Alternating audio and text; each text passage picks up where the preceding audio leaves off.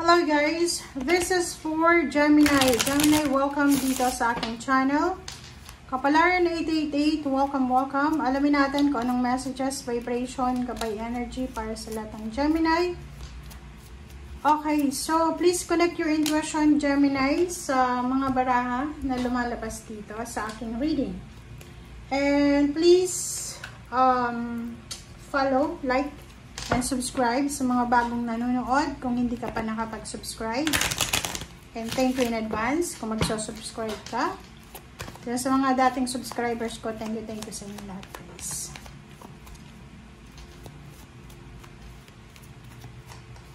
Alright, so, wow. Clouds.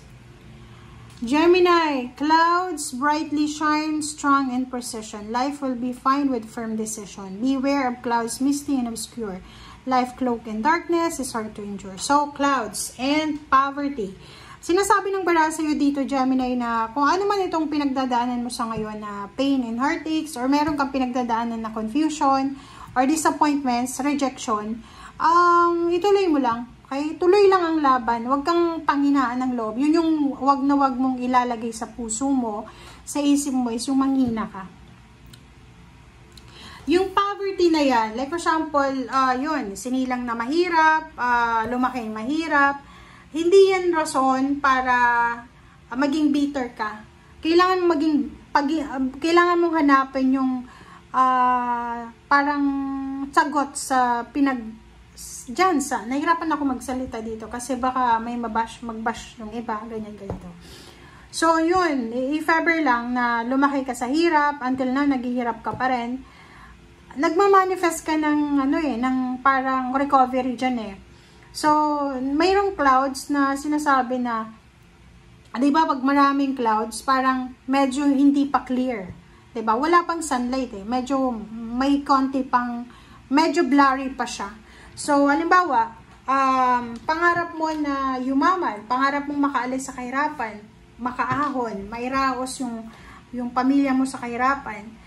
Sinasabi ng barahan na maybe this week hindi pa siya possible, or maybe this week hindi mo pa siya nakikita. But you're working on it na. Parang ginagawa mo na. Parang ganon. So, like for example, student ka, college student, or maybe you're working, you're saving, parang ganon. So, halimbawa, ang problema mo dito is bahay. Wala kayong bahay. Wala kayong lupa na pwedeng pagtiri ka ng bahay.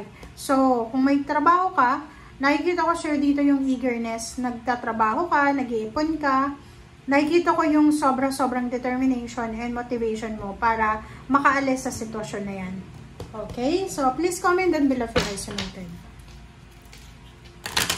Like for example, maraming tao ang pwedeng makaresonate dito kasi sa panahon ngayon, parang yun, di ba guys? Parang blurred talaga.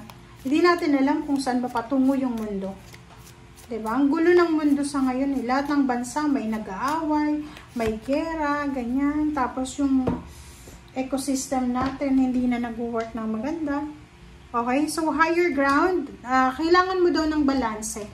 Okay? So, may kailangang balansehin sa buhay mo, Gemini. Baka masyado kang aggressive sa approach mo, or baka masyado kang nervyosa, or nag-iisip ng negative. So, yun yung kailangan mong alisin. Higher ground, balance, be gentle with yourself. Diba? Tama to, diba, Gemini? Sinasabi kasi ng barahan na marami kang pinagdaanan sa mundo, marami kang pinagdaanan, and oras na para ibigay mo naman sa sarili mo yung healing and recovery. Comment down below if you resonated. So, sinasabi ng bara sa'yo dito na mahalin mo ang sarili mo, be gentle, maging mabuti ka sa sarili mo. Okay? Ayusin natin ang pagmamahal natin sa sarili natin. Unahin natin ang ating sarili. Hindi sa pagiging selfish, guys, kundi kailangan mo mahalin ang sarili mo muna. Kasi, kung hindi mo mahal yung sarili mo, paano ka magmamahal ng iba? Diba? Masasakal ka lang sa iba pag hindi ka marunong magmahal sa sarili mo. Alright, so, Gemini. Okay, so, Judgment, Ace of Swords, and the Devil, Ten of Swords. Alam mo yung the Devil tsaka Ten of Swords, nasa linggong ito, yung lahat ng zodiac sign mayroon yan. Nakikita ko yung judgment. Kailangan mong lumabas sa comfort zone mo. Kailangan mong lumabas dito Parang ganon. Isang desisyon ang kailangan mong gawin, Gemini, para makalabas ka sa kung ano man yan na entrapment, restrictions, or stagnation na pinagdadaanan mo. Isang balita ang posibleng darating sa'yo na pwedeng magdala ng recovery, ng healing. But merong the devil dito, may temptation Ang temptation dito is self-temptation siya. So, parang halimbawa, alam mo sa sarili mo na makakaraos ka na. Alam mo sa sarili mo na lahat ng ito na pinagdadaanan mo, ay pagdadaanan mo lang. Kasi, sa mga susunod na taon, magiging matagumpay ka na, magiging iba ka na.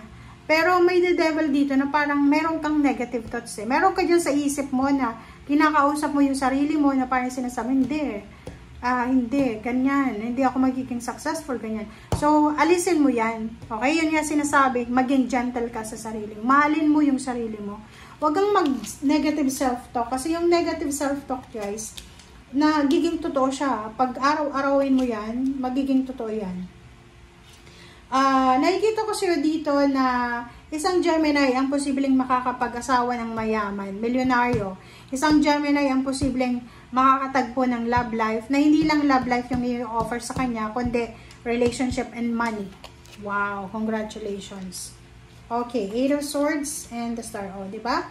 Sinasabi sa'yo dito, Gemini, na just go with the flow. Okay, gawin mo lang kung ano yung dapat mong gawin sa ngayon. Kasi, yung entrapment, yung emotional stress, restrictions, or kung ano man yan na pinoproblema mo sa kasalukuyan, mawawala yan sa mga susunod na araw, buwan na taon. Kasi nandito yung the Star Sinasabi ng barahan na yung direction ng King of Swords na tinatahak mo ay papunta doon sa achievements, papunta doon sa Star. But the problem is, yun nga, 7 of Swords, tsaka the Devil, tapos 8 of Swords, nandito siya. Ibig sabihin, ito yung prospect mo ito yung talagang goals mo sa buhay, maging mayaman, maging successful. But, pwedeng hindi mo yan magawa because of katamaran. Pag tinamad ka, pag nawalan ka ng gana, pag nawalan ka ng focus, pag nadala ka sa temptation ng mga tao sa paligid mo, huwag kang masyadong makinig sa sinasabi ng mga tao sa paligid mo. Gawin mo kung ano yung dapat mong gawin. Kasi itong the Star na to, abot kamay mo na diba? Like for example, nagtatrabaho ka na ngayon So, ang gagawin mo lang, maging consistent ka, mag-ipon ka ng pera, mag-invest ka, iwasan mo yung luho, and then yun, makukuha mo ng parang slowly yung mga pangarap mo sa buhay. Diba? So, yun guys ang sinasabi ng baraha. Thank you and see you again. Bye!